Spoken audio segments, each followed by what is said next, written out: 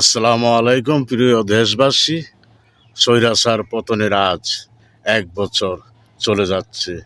Doctor Yunus July সনদের আজ ঘোষণা করবে।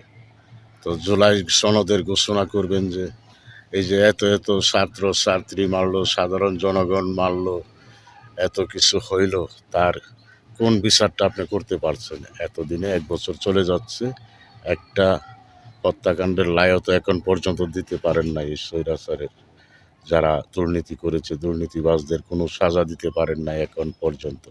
1 বছর চলে যাচ্ছে। তো এই তালিবালি না করে আপনি আরও 1 বছর থাকলেও কিছুই করতে পারবেন না। অতি শীঘ্রই নির্বাচন দিয়ে দেন, অতি শীঘ্রই দিয়ে দেন, তা না হলে দেশে আরও বিশৃঙ্খলা সৃষ্টি হবে। কিছুই তো আপনি করতে পারেন নাই।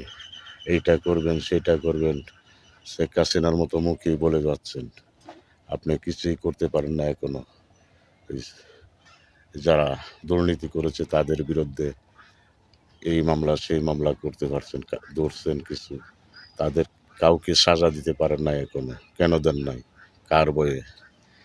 আপনি তো পারবেন না, আপনি তো অস্থায়ী সরকার। তাই নির্বাচিত সরকার দেন। নির্বাচিত সরকার মসনদে বসে তারা আইনগতভাবে তাদের সাজা কার্যকর করবে। আপনি পারবেন না। অতি শীঘ্রই নির্বাচন দিয়ে দেন, নির্বাচন।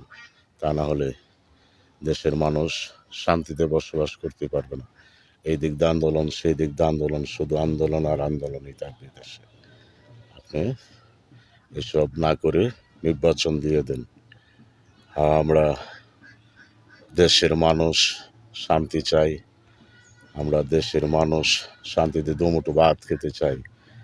দুমুঠো ভাত খাবো শান্তিতে, ধানের শীষে ভোট দেব।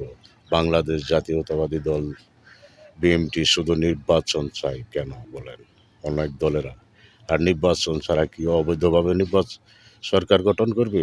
নির্বাচন হলে গণভোটে যে এমপি হবে তাই সেই সংসদে যাবে, তারাই দেশ শাসন করবে। তাই দুর্নীতিবাজ, চাঁদাবাজ, খুন খারাপি যারা করে তাদের বিচার করবে, সংসদে বসে রায় দিবে।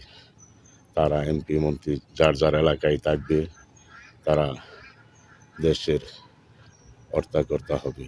আপনারা তো অস্থায়ীভাবে থাকছেন। অতি শীঘ্রই নির্বাচন দিয়ে দেন।